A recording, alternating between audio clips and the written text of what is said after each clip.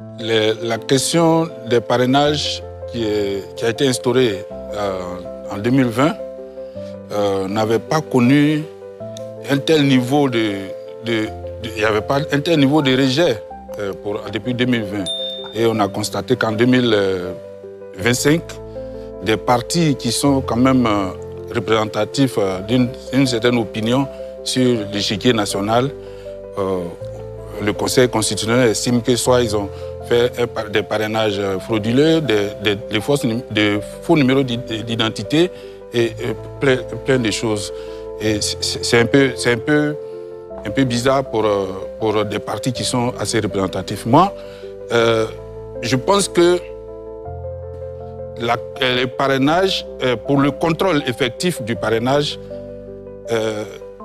les candidats auraient dû avoir leurs représentants au niveau du Conseil constitutionnel. Parce qu'il y a là-bas un comité technique qui a été mis en place et qui est dirigé et qui est composé essentiellement des membres du Conseil constitutionnel, directeurs des cabinets, chefs de cabinet et autres.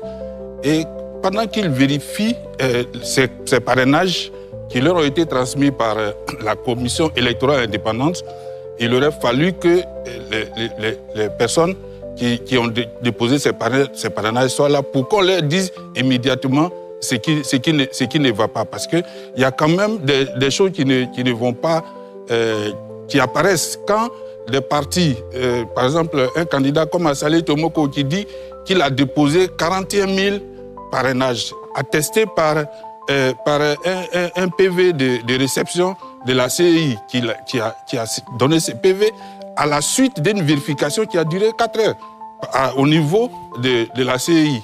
Maintenant, quand le Conseil constitutionnel dit que Assalé Tomoko n'a déposé que 33 000 parrainages, il y a un problème.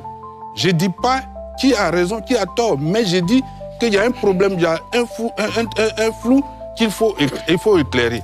Est-ce que la CEI qui dit qu'elle ne joue qu'un rôle de lettre à la poste, c'est-à-dire déposer seulement ce que les candidats ont donné à la CEI, est-ce que c'est tout ce que les candidats ont donné qui est transmis à la CEI,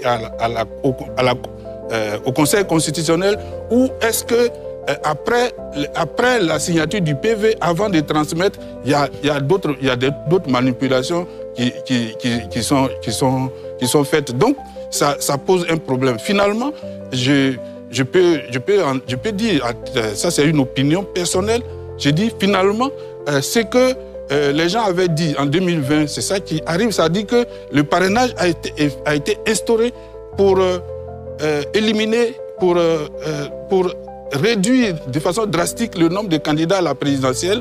Et aujourd'hui, le parrainage est considéré, à titre personnel, je le considère comme une arme de destruction massive contre des candidats gênants, des candidats qui ne rentrent pas forcément dans ce que certains voudraient. Moi, je pense que la question du parrainage doit être éclaircie. Il faut voir le dispositif législatif, le dispositif réglementaire. Il faut que, pour l'avenir, la Côte d'Ivoire n'instaure pas des goulots d'étranglement. Il y a des choses qui sont claires. On dit qu'il faut avoir un certificat de nationalité. On envoie le certificat de nationalité et c'est vérifiable. Mais quand les parrainages, sur la question des parrainages, ça devient vraiment compliqué parce qu'on peut en profiter pour régler tous les comptes.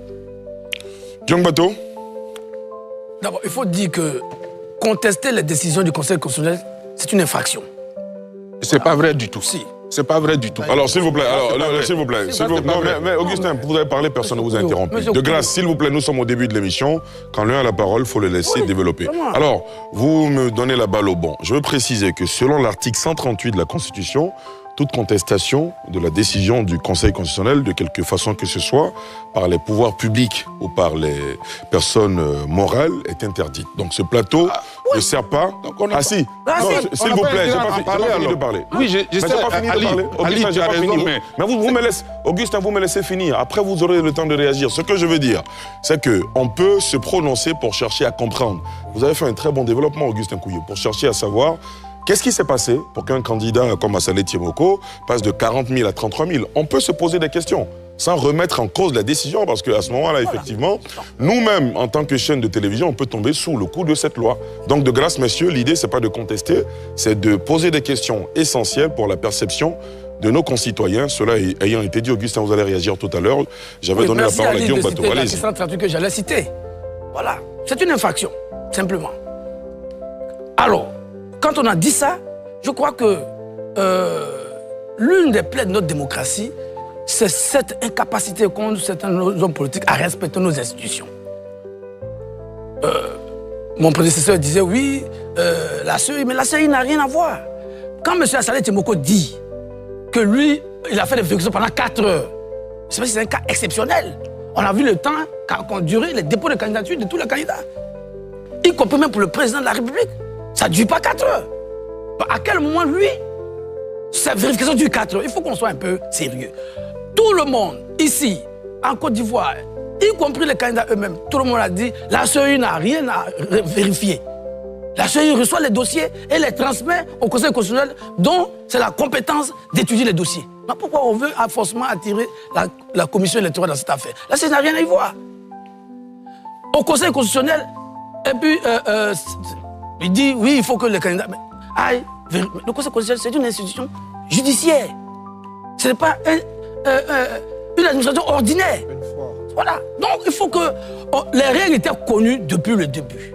Et je pense que les candidats auront accès après à leur dossier et pourront faire les vérifications quand les délais seront arrivés. Donc, il faut arrêter de tirer à Hu et à Dia. Non. Les parrainages, je le dis, le parrainage est une opération technique. Ce n'est pas un test de popularité. Parce qu'on entend ici, oui, tel parti est implanté, oui, tel... Non, c'est pas ça. Vous pouvez être implanté si vos équipes n'ont pas fait un travail méticuleux, sérieux. Vous pouvez vous planter.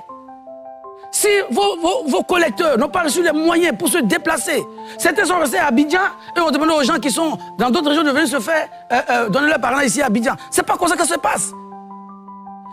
La loi a un esprit et a une lettre. L'esprit, c'est que vous allez dans chaque région que vous avez choisi, il y a 31 régions et 2 districts. Vous choisissez 17. Quelqu'un a dit aussi que oui, le RHDP n'a pas reçu 1% de l'électorat. Mais ce n'est pas de ça qu'il s'agissait. Il s'agissait de choisir, de trouver 1% de l'électorat dans 17 régions ou districts. Quand vous l'avez fait, c'est fini. Si vous choisissez Abidjan, il vous faut 23 000 parrains. 23 000 et peu plus parrains. Si vous n'avez pas les 23 000 parrains, Abidjan est invalidé. Alors si pour faire le malin, vous choisissez Abidjan et que vous vous retrouvez avec des parrains absents, il ne faut pas s'en prendre à la commission, pas s'en prendre au Conseil constitutionnel. Dans un pays organisé, structuré, les décisions du Conseil constitutionnel sont respectées. Et il faut que... C'est vrai qu'on dit qu'en politique, ou bien dans la vie, la mauvaise foi est la chose la mieux partagée, mais nos hommes politiques en font un peu trop. Ils font trop de mauvaise foi. S'il te plaît. Moi, je prends... Bon, notre ami Assalé, il dit on a vérifié cette chose pendant 4 heures. Pourquoi? Pourquoi lui seul, on vérifierait la CEI pendant 4 heures et qu'on n'a pas vérifié pour le chef de l'État pendant 4 heures et qu'on a tous les candidats passé à peine 30 minutes à la commission électorale? Donc, il faut que nos amis arrêtent. Ils n'ont pas reçu les parrainages, qu'ils acceptent de se remettre en cause et de se préparer. On a vu M. Billon. Il a fait le tour de toutes les régions qu'il a retenues pour ses parrainages. Lui-même était avec ses équipes. Ils ont mis les moyens. J'entends mes amis du FPI dire oui, le président Afi. Mais le président Afi, je ne sais pas pourquoi il est surpris qu'il n'ait pas eu les parrainages. Ceux qui ont fait les parrainages n'ont reçu aucun moyen pour le faire. On a dit oui, ils sont les militaires, ils vont le faire. Ils n'ont reçu aucun moyen. Le président Afi sait que le FPI est en crise depuis le dernier congrès. On ne va pas faire de fixation sur le président Afi. Oui, je dis, parce qu'il ne faut pas dire ceux qui se plaignent. Parce qu'il faut aussi éclairer les Ivoiriens. Son parti est en crise, son discours est illisible, inaudible aujourd'hui. Les militants sont déçus, sont découragés. Il a sous-estimé la désaffection des militants. Voilà. Donc, c'est des réalités tangibles. Donc, il faut qu'on arrête ce procès au Conseil constitutionnel et à la Commission électorale, surtout à la Commission électorale qui n'a rien à voir dans cette affaire. Et je répète, critiquer les décisions du Conseil constitutionnel, s'opposer aux décisions du Conseil constitutionnel est punissable. Vous le faites, vous tombez sur le coup de loi, vous l'avez cité clairement. Donc, il faut que les Ivoiriens apprennent, surtout nos hommes politiques, apprennent à être responsables. On a vu beaucoup de gens qui sont restés à Abidjan, dans le siège de leur parti, les gens qui ne sont pas allés sur le terrain, ils ont tous mis de côté les tablettes, qui auraient pu garantir. Parce qu'avec la tablette, dès que votre parrain est identifié, si le parrainage est bon, il indique tout de suite. Ça ne dure pas, plus de 30 secondes. Mais non, comme ils voulaient faire du faux, tout le monde a mis les tablettes de côté. Oui, ça ne marche pas. On vous a donné 100 tablettes. À supposer même que 2 ou 3 ne marchent pas. Et le reste, vous ne pouvez pas utiliser. D'accord, on vous a bien compris. Donc tout le monde s'est rué sur les fichiers Excel, et ils ont été pris, ils ont fait du faux, et puis maintenant, tout le monde crie au loup. Mais il faut qu'on soit sérieux. Parce que ce qui est le risque, si le Conseil constitutionnel donne, et si le Conseil constitutionnel donne les preuves, et qu'on les met aux arrêts, ils vont accepter? Merci Guillaume, on vous a entendu. Augustin, je veux préciser qu'on va permettre à tout le monde de se prononcer, un premier tour de table, et je vous donnerai ensuite la parole. Tout à fait. Ne vous inquiétez pas. Très bien. Augustin Couillot, je vous avais promis vous redonner la parole. Oui, je voudrais juste vraiment préciser. Si c'est pour dire que ce qu'on dit ici, on va être poursuivi par le Conseil constitutionnel. Tu retires? Non, je retire rien. Arthur, s'il vous plaît. Je retire rien. Mais je trouve que c'est du chantage. N'interrompez pas. Je pense que c'est une menace et je n'accepte pas ça. Menace de la part de qui? Oui, de la part des bateaux. Mais pourquoi? Oui, mais justement, Guillaume, il ne peut pas prendre la parole. Dire que toute contestation de... Moi, je n'ai pas contesté. J'ai fini de parler. Il dit toute contestation d'une décision du Conseil constitutionnel est passible de... Mais non, on est ici pour analyser les situations qui se sont présentées. Et ce que moi je rapporte, moi je ne suis pas un acteur politique. Ce que je rapporte, c'est les mécontentements ou les remarques des hommes politiques qui étaient engagés dans le processus électoral. Donc, analysons. Et s'il n'est pas d'accord avec ce que je dis, il le dit. Mais il ne dit pas non, toute contestation est susceptible. Non, je ne suis pas d'accord avec ça. Non, je comprends que... Il faut que ça soit dit parce que... Mais bien sûr. Voilà, il faut que ça soit dit et je voulais le préciser. Et vous l'avez dit, Augustin. Voilà, je l'ai dit. Et vous l'avez dit. Ce que je veux dire, je vais vous laisser continuer, ne vous inquiétez pas. C'est vrai que Guillaume Bateau l'a dit tout de suite après vous, donc ça peut laisser entendre qu'il s'agissait de vous. Mais ce que j'avais compris, c'était un propos général. Bon, j'espère que ça ne me concernait pas. C'était pas personnel. Avec lui. Bon, d'accord, merci. Je ne peux pas faire autant d'honneur à Augustin. S'il vous plaît, Guillaume Bateau. Même si tu veux me faire autant d'honneur, au moins c'est précisé. Non, c'est pas lui. lui. Tu ne me ferais pas autant d'honneur. C'est entendu, mais c'est précisé, c'est bon. pas lui. Je connais bien ton mépris, mais c'est pas ça le problème. Le problème, c'est que c'est après moi et c'est à la réponse à mon... Je pense que votre réaction a suscité une précision qui est bien faite. Allez-y, poursuivez avec votre développement. Sur la question de Afi N'Guessan, vous voyez, Arthur et Bateau ont passé tout leur temps à dire que Afi a baissé dans l'opinion. Mais ce que Afi dénonce, il ne dit pas qu'on lui a retiré des parrainages. Afi dit qu'on lui a donné plus de parrainages. Donc leur argumentaire ne colle pas avec sa supposée dégrégolade. Lui, il dit qu'on m'a donné un nombre de parrainages que je n'ai pas déposé, que j'ai déposé moins que ce que le Conseil dit. Donc, il y a un problème. La question qu'on se posait, est-ce que c'est...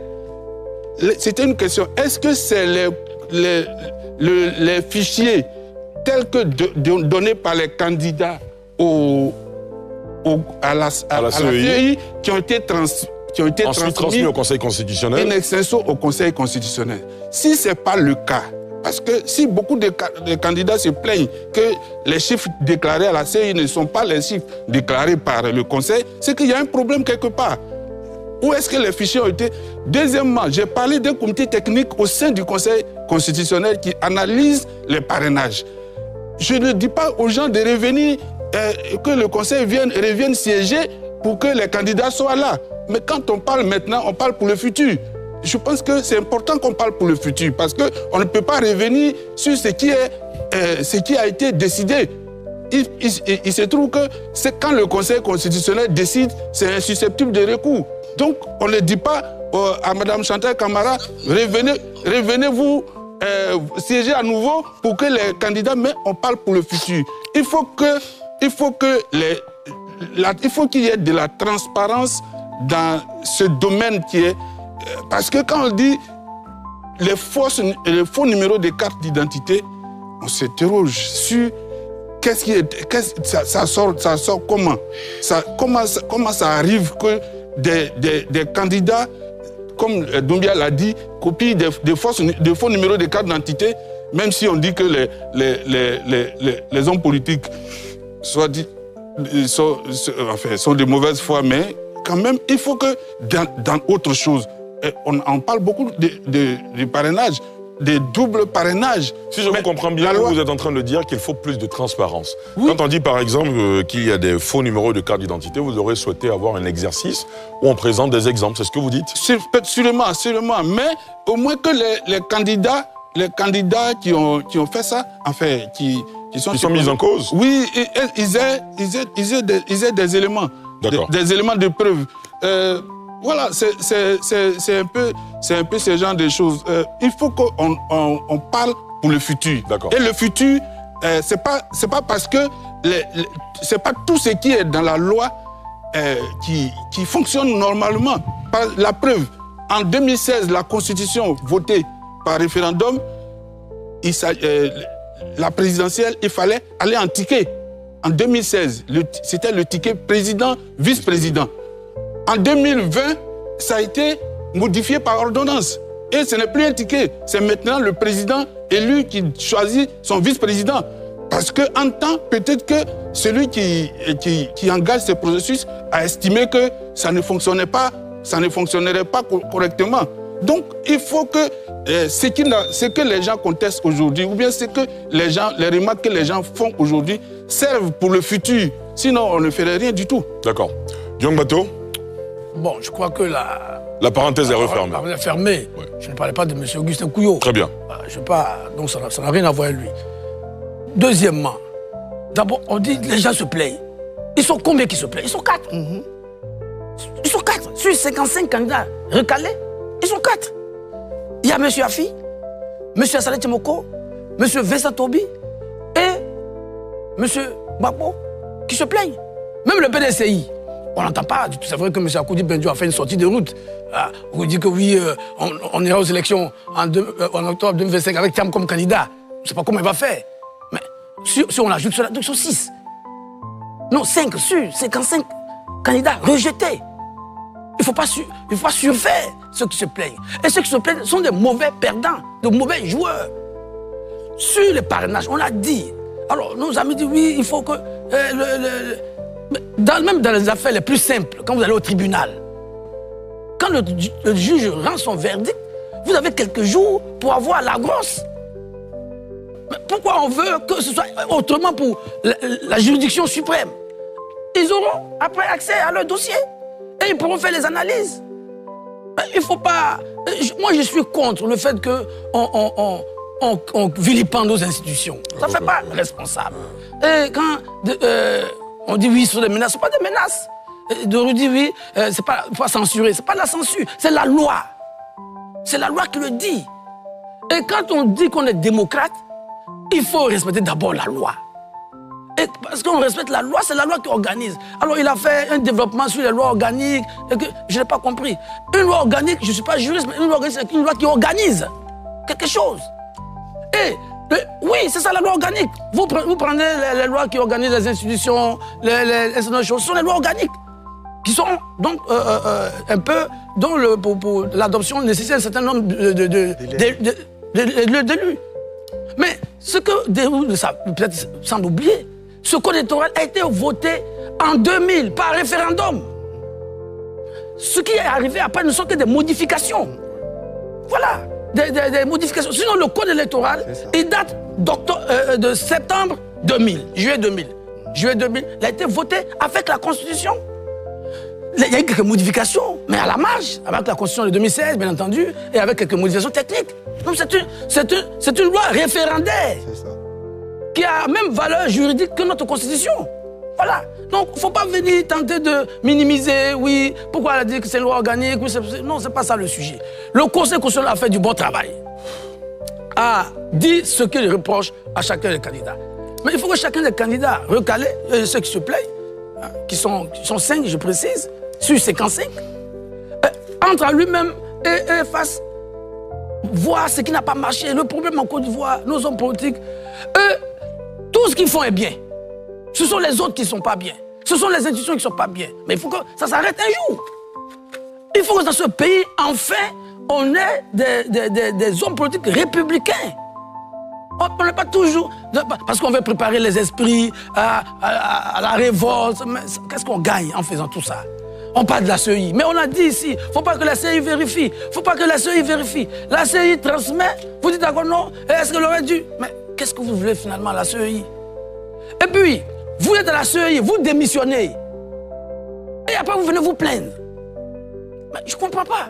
Il faut que nos opposants, ceux qui se disent opposants, disent que nous sommes dans un pays qui a des règles, qui a des institutions qu'il faut respecter. La loi électorale est claire. Les parrainages sont clairs, ont été expliqués, les gens ont été formés. Maintenant, si les gens n'ont pas réussi à faire... le Conseil constitutionnel, qu'est-ce qu'il fait? Les croisements. Ce n'est pas le Conseil qui fait la carte d'identité. Quand vous envoyez vos parrainages, mais ils interrogent l'ONESI. Ils interrogent les fichiers de l'ONESI, tu l'as dit à juste titre. Les cartes d'identité orange, regardez vos cartes d'identité. Les cartes d'identité qui ont été faites en 2008-2009 et celles qui ont été faites après, en 2022, après, ce n'est pas le même numéro. Les premières cartes d'identité, c'est C. Et puis, le numéro vient. Les cartes d'identité faites, c'est CI.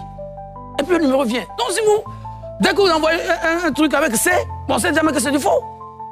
Il y en a qui ont pris des anciennes cartes d'identité, ils sont allés parce que, effectivement, avec l'ancienne carte d'identité, vous êtes sur le fichier électoral. Parce que c'est avec cette carte d'identité, en 2008-2009, que vous avez fait votre enrôlement. D'accord. Mais, pour ce parrainage-là, il fallait les nouvelles cartes d'identité. Qui t'a dit ça?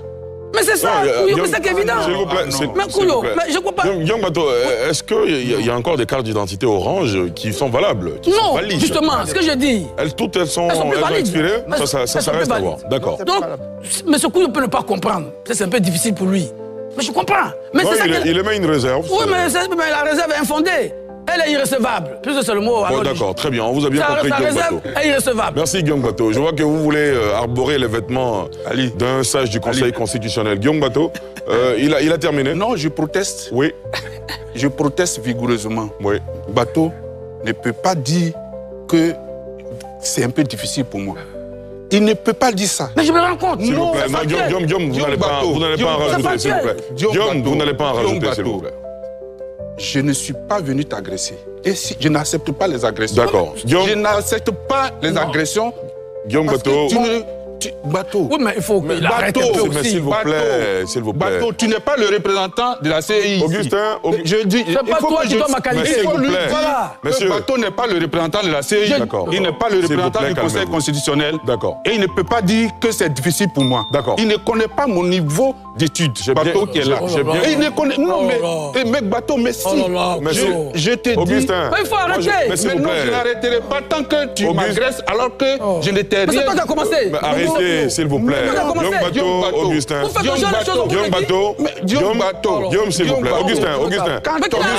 Mais laissez-moi faire mon travail. Augustin Kouyo, vous avez demandé la parole pour une indignation. Je vous l'ai accordée. Vous l'avez indiqué. Tout le monde a compris. C'est terminé. Il n'y aura plus d'agression. Guillaume Bato, on va se calmer. Vous avez tenu des propos qui ont heurté Augustin Kouyo. Des propos discourtois. Il faut lui dire ça. D'accord, très bien. Voilà. Guillaume, s'il vous plaît. C'est bon. S'il vous plaît. Le plus important, ce ne sont pas les pics que vous vous lancez sur ce plateau. Le plus important, c'est la compréhension de nos téléspectateurs et internautes. Je peux terminer? Vous allez terminer tout à l'heure, s'il vous plaît. Yacouba Doumbia qui veut prendre la parole, vous aurez votre temps de parole tout à l'heure. On va marquer une courte pause. On va se calmer un tout petit peu et reprendre cette émission juste après.